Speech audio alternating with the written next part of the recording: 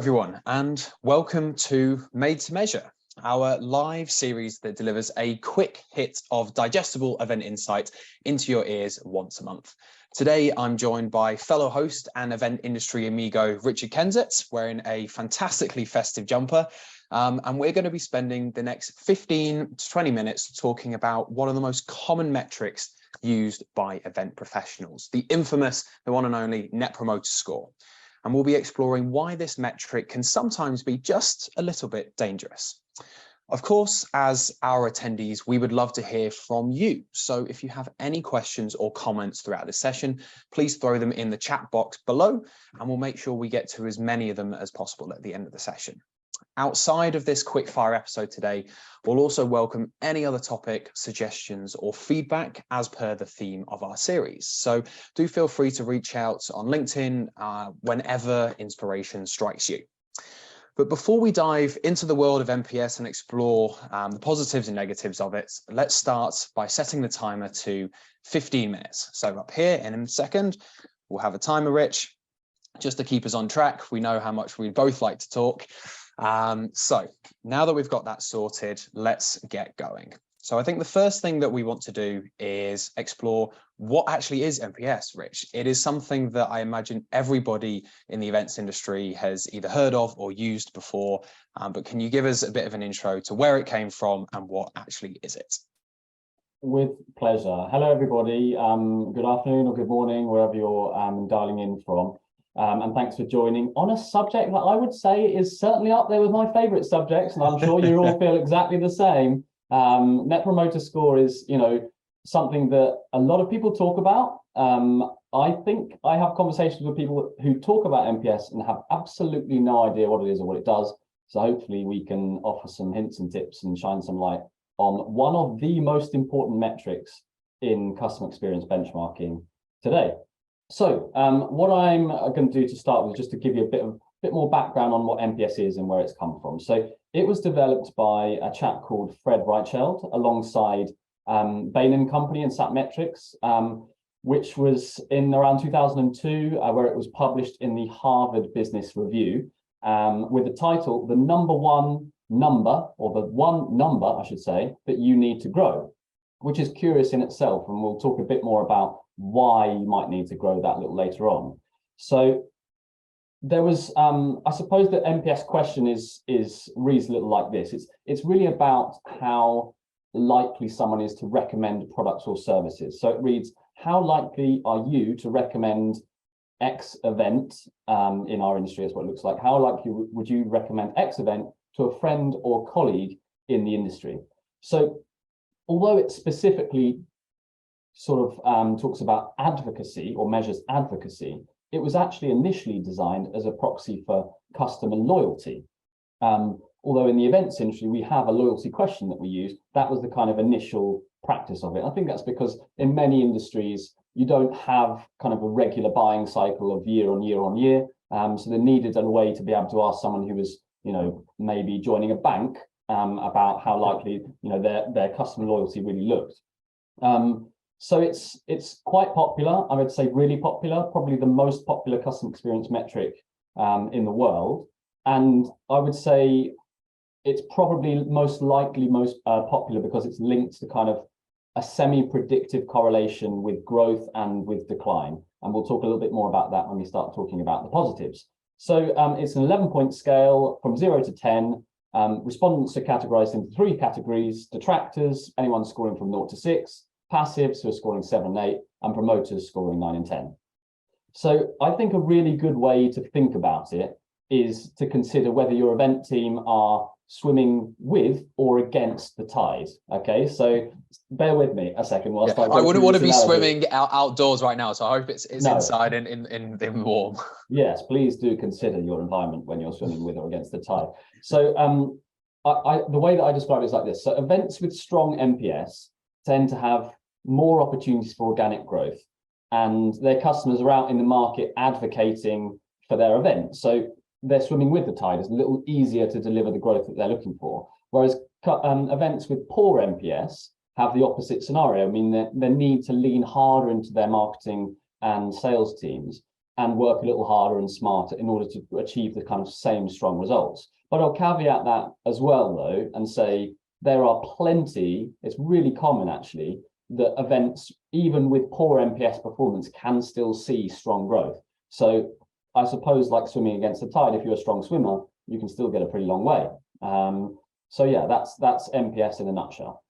Okay, that's really interesting. I love the analogy, although I would, yeah, like I said, I wouldn't want to be swimming in any tide unless it's, you know, down in Australia or something at the moment where it's a little bit warmer than it is here in London. So you mentioned this 11-point scale. That gives us a huge variation from -100 to +100.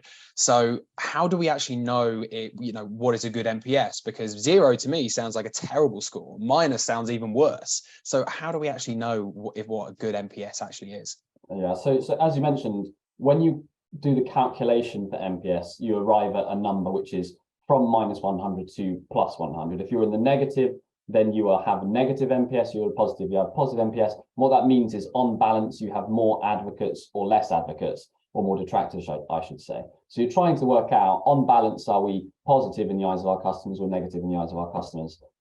So I'd say, if you are beyond 0, if you're a plus, then that should be considered a positive, because on balance, you have more customers advocating for your business or product or event than you do have people detracting from your product or business or event. But I would say there's not one holy grail number to strive for, because the results can vary really significantly from industry to industry, and particularly from B2B and B2C. So, you know, if we talk about Netflix, for example, everyone has at some point recommended a Netflix show to somebody. What was the last show you recommended to someone on Netflix, Alex? It's probably got to be like the Drive to Survive, the Formula One. Yeah, no, thing. I That's that. Brilliant. I say that to everybody. So yeah, it's really good. I enjoyed that. Made a massive difference to F1 around the world. They're growing like crazy as a result of that, direct result of that thing. So that'd be a good recommendation, I'm sure.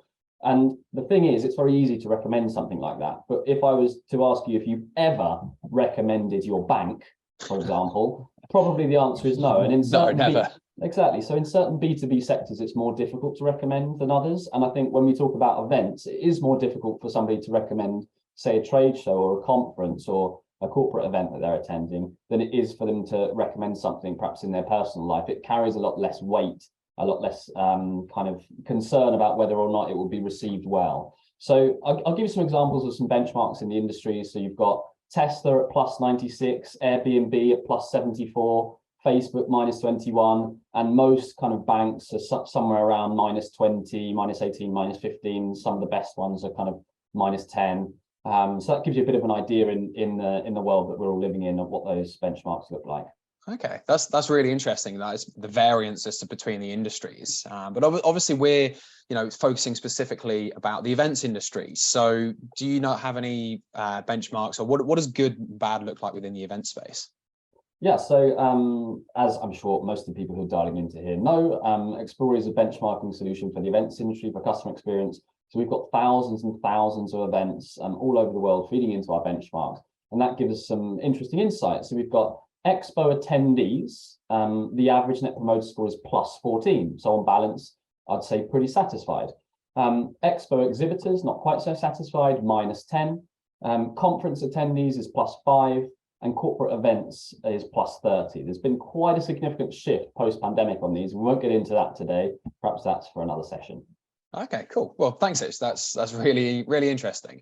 And I think a good way to start the session. And now I think it's good to go into both the positives and the negatives of NPS and why people use it. So can you give us, first of all, the first positive of NPS? We'll look at the good, first of all.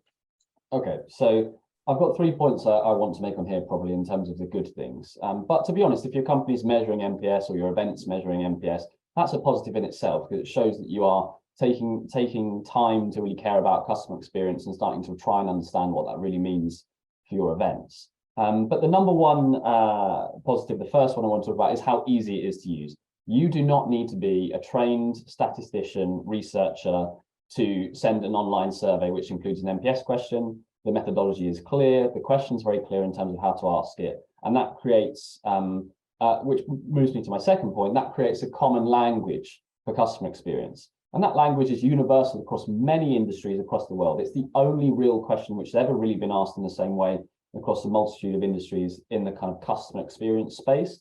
And that's why it's really popular with the likes of private equity firms and very large international businesses, because they know that they can use that in many different markets and channels that they work in. The third positive NPS is probably the most significant one, and that's that it does have correlation or a correlation to growth. So it's very rare, certainly in my experience, that I've seen events with a high NPS that are experiencing any real decline at all. Typically, if your customers, kind of common sense, if your customers are saying that they're likely to recommend you, it normally means they're fairly happy. If they're fairly happy, they'll be going out to the market to say how great your event is. Organic growth from a sales and marketing approach then happens off the back of that. So like we're talking about with swimming against the tide or with the tide, you're predisposed to growth if you have a better NPS. And I'm sure if you Google NPS, like everyone will, because everyone loves to Google NPS, and you Google NPS and growth, you'll see many studies that link the two, although there are some naysayers and some challenges, and we'll get onto that in a moment. Yeah. Okay, cool. That's actually really interesting. And I suppose that explains quite quickly and succinctly why NPS is such a widely used metric, not just across our industry, but across all of all of the business world, I suppose, and outside of that.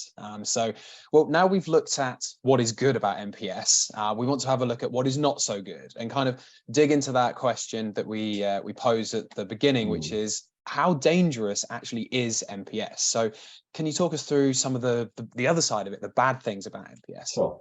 Well, it's not that dangerous. It's not that dangerous. But from a business performance perspective, too much focus on NPS can lead to some problems, because in isolation, there are some issues with it. And that's not just me saying that, that's the broader kind of research industry that have some questions around NPS. So the first one is around the methodology.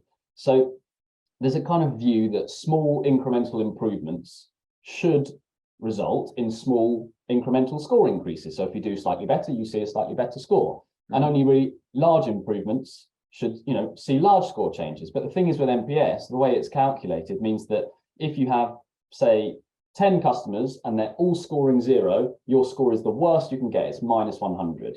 If those 10 customers or 100 customers or 1,000 customers, however you want to use it, if they're all scoring 6 out of 10, you are also still scoring minus 100.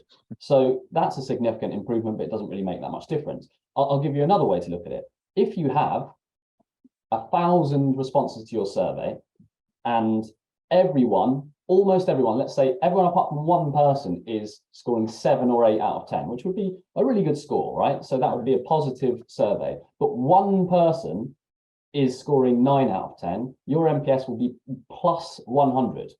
Wow. So you can see how it can really vary significantly, just a small shift in numbers in NPS, in the kind of numbers that we're looking at across the events industry. So it's very volatile. And it can make it, slightly difficult to measure. And there's one other thing, actually. If we're scoring it from 0 to 10, let me ask you guys. Rate your dinner from last night. What out of 10? How was your dinner? Well, it was homemade pizza, so I'm going to give myself a high score, but it wasn't the best I've ever made. So I'm going to give it probably a 7 out of 10, and that's probably been a bit harsh on myself, but yeah, it's about 7, I reckon. Okay. Normally, when you ask people to rate things from 0 to 10, 7 is quite a common number, right? Because some people, and you might agree here, and I might be putting words into your mouth, but you might think 7 is okay. It's just about average. Yeah, I'd say it's probably average. Yeah, anything lower than that, especially if I'm in a restaurant, is like really bad for me. Okay, so statistically, if I was to ask you the same question, but from a statistical perspective, what's the midpoint between 0 and 10? 5. Okay, so now you can see the problem. Some people are scoring NPS question 5 as being average and 7 and 8 as being good, and some people are scoring 7 as being average, and and only 8 or 9 or 10 being good, which creates its own challenges there. So the other ways of being used, I can see the time ticking down, so I'll be quick, are bonusing. I've seen it used poorly for bonusing. I think you need to consider other questions when you're looking at bonuses. I think sometimes people ask leading questions with NPS to try and get people to score 9 and 10s. And I think sometimes when you're doing it on site versus online, there are some challenges there. because the interviewer bias can create an inflated NPS. So yeah, in isolation, NPS is not a good metric on its own. No metric is. You need to combine it with other metrics and get as deep as possible into your insights, certainly in the post-event experience, because unless you know what is actually driving NPS, it's just going to be a vanity metric that you don't really know what to do with. We can only really improve things if we know why. Why is this score like this? That why, I think, is the most important part of that, is actually understanding why we're measuring, what can we actually get out of it, and how can we improve our events. So on that theme, Rich, what are your top tips to kind of avoid some of the common pitfalls that you've just outlined, some of the negatives with NPS? How can we use it most effectively to improve our events? Okay, so tip number one, I would say just be aware of its limitations and therefore combine it with a wider set of KPIs and a more granular insight strategy. You may as well go deep and ask many questions in the post-event experience to try and understand what is actually driving NPS, what's driving advocacy, what's driving loyalty, what's driving value for time and satisfaction. So that's number one. Okay, fantastic. And number two? Put your scores in context. So what do we mean by that? That's benchmarking. You've got to compare apples for apples. You've got to understand your NPS and what it really means, whether it's good, bad, or indifferent. And only when you're able to understand what the benchmark is, can you know what that is. All right, fantastic. And just as our time is up, what is your third and final kind of top tip for everybody? So the third and final top tip is actually more about how you improve your NPS rather than kind of how to use it effectively. But I would say a good example of how I've seen it been improved before is to start looking at your detractors and passives and promoters. So people scoring 0 to 6, 7 and 8 and 9 and 10. And consider creating campaigns, particularly on the marketing side, but also on the exhibitor side, I suppose, okay, let's look at our promoters. Let's create a social campaign for them to enable these people who are out there telling everybody how great our event is. Let's enable them to do that, more easily. And with passives as well, how do we want to try and understand what can we do to get this group to move one spot over into a promoter category, so it will make a massive difference to our score. So understanding more detail around the passives and creating campaigns for those people. And then the detractors, particularly focusing on anyone who's scoring 5 or 6 out of 10. Mm-hmm. What can we do to deliver a better experience for those people, just to move them up 1 or 2 points, because that's going to make a real difference to your NPS score. Fantastic. Thanks, Rich. Well, I hope those tips have been useful for everybody who's joined us today. I think they're really helpful, especially the last one about breaking down your scores, because as you said, it's really volatile with people moving up scores and the scores not changing that much. So important to kind of dig into it. We do actually have a question, Rich. I'm just going to put this straight to you. So what is the difference between NPS and brand NPS? Are they different?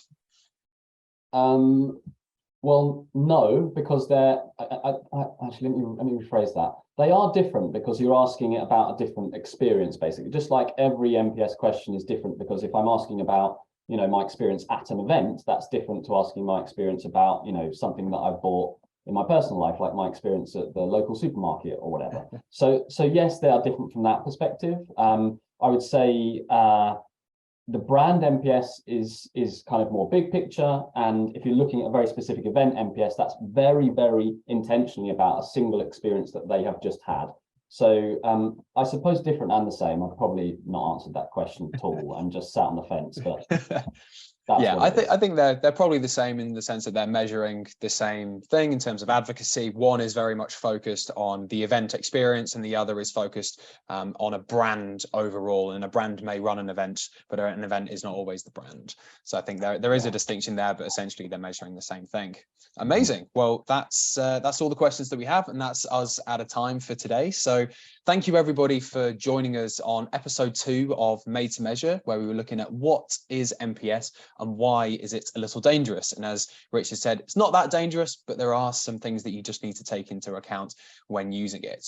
We hope that you found it really useful and can take forward some of the things we've talked about to make your events as effective as possible in the future.